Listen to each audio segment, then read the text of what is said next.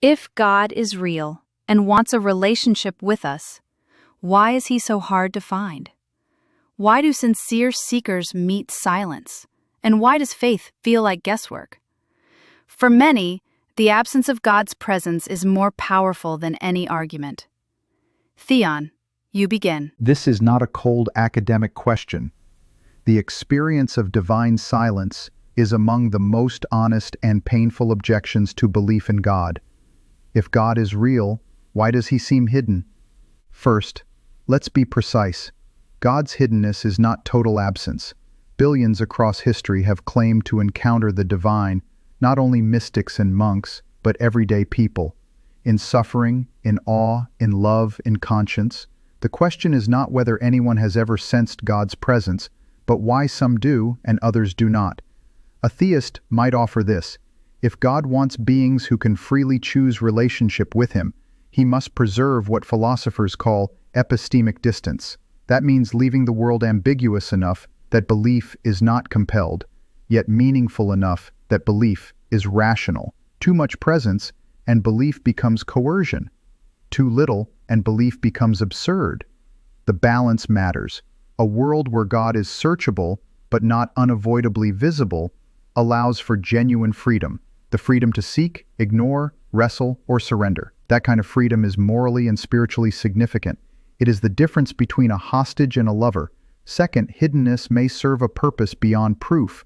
If God is not merely a fact to be acknowledged, but a being to be known, then he may choose to reveal himself not through overwhelming power, but through personal transformation, often gradually, quietly, and in ways we only understand in hindsight. The silence of God may be space, not absence. Space for choice, space for growth, space for longing. And longing itself can be a kind of evidence, a hunger that hints at a reality beyond the material. Let's step back and ask the obvious. If an all-loving, all-powerful being wanted people to believe, to know him, love him, obey him, then why not make himself unmistakably known? If belief in God is the most important fact of existence, why hide behind ambiguity? You say God's hiddenness protects our freedom, but we don't apply that logic anywhere else. I know gravity exists. That doesn't make me a robot. I know my friends exist. I still choose how to treat them. Clarity doesn't cancel freedom. It gives it direction.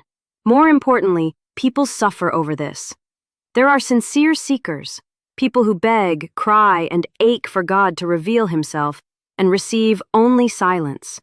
Are we to believe that this silence is love?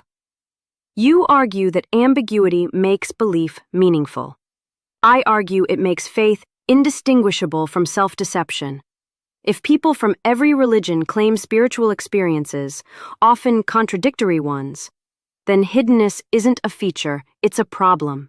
A truly loving God would not make his presence easier to find in hallucinations and traditions than in reality. We don't demand proof because we're arrogant. We demand it because extraordinary claims, like an all-knowing mind that created the universe and loves us, require extraordinary evidence. And yet, what we get is silence. You ask why God doesn't make himself obvious. But what counts as obvious? Would writing in the sky convince everyone? Perhaps. But would it foster trust, humility, depth of character?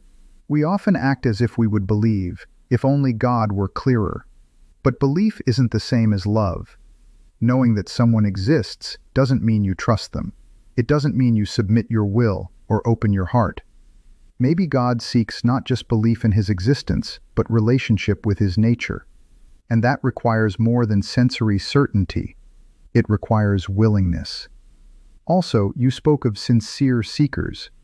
Yes, some experience silence, but others encounter profound awareness, comfort, even presence. You call that projection. I call it a data point. Perhaps the difference is not God's absence, but human openness, timing, or readiness. Or perhaps his ways are simply not reducible to our expectations. The fact that people have diverse views of the divine doesn't invalidate the possibility of God's existence. It shows how varied our perceptions are. But perception is not the standard of reality. reality can be misinterpreted, but still real. Hiddenness is not always a defect. Sometimes it is restraint, the space between whisper and thunder where freedom actually lives. But you're still offering excuses for absence. You say too much presence would overwhelm our freedom. But again, clarity isn't coercion.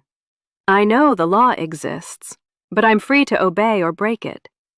I know the sun exists, but I'm free to live in its light or hide from it. Presence doesn't force relationship. It simply makes it possible.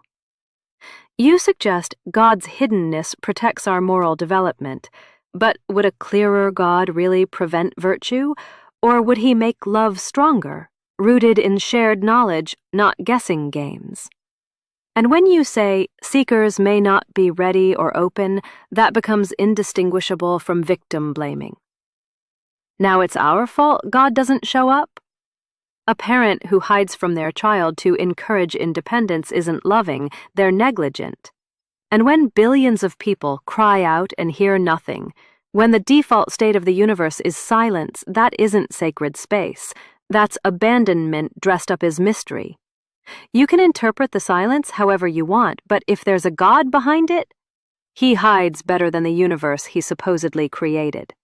If you want to see the full debate, including every topic from fine-tuning to morality, consciousness, and more, tap the link on your screen now and watch the complete Does God Exist debate.